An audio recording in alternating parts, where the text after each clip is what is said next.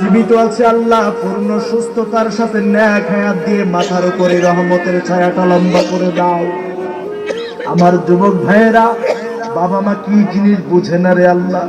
বিয়ে করার পর শ্বশুর শাশুড়ি স্ত্রী পরিজন নিয়ে কত মौज মাস্তি করে, কত মজাদার খাবার খায়।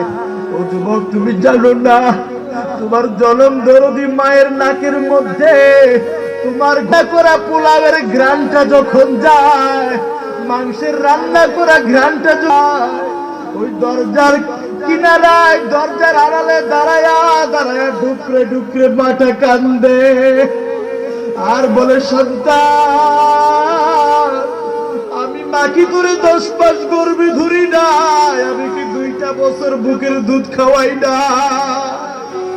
আল্লাহ